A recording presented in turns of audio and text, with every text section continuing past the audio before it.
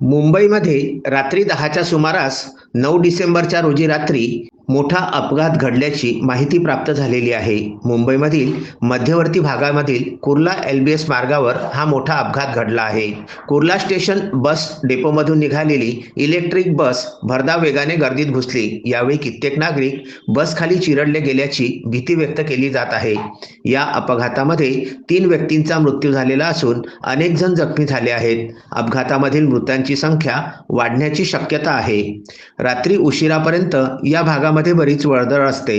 मार्केटमध्ये भरधाव वेगाने घुसलेल्या बेस्ट बसने अनेकांना धडक दिल्याची माहिती आहे.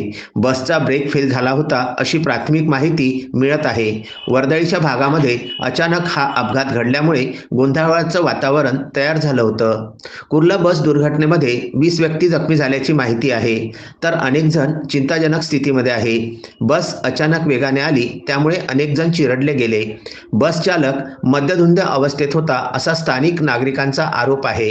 या अपघातामध्ये पोलीस सुद्धा जखमी झाल्याची प्राथमिक माहिती स्थानिक आमदार मंगेश कुडाळकर यांनी दिलेली आहे. या अपघाताबाबत मिळालेल्या माहितीनुसार बस क्रमांक 332च्या चालकाचं बसवरील नियंत्रण सुटल्यानं हा अपघात घडला. ही बस सुरुवातीला चालत असलेल्या नागरिकांना धडकली, त्यानंतर बसनं काही वाहनांना उडविलं. ही बस सोसायटीच्या गेटला धडकल्यानं थांबली.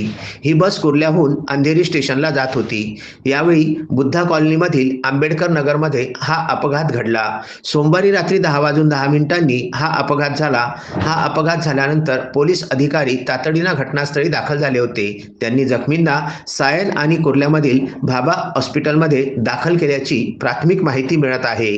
Vidarbha news bureau, Amravati.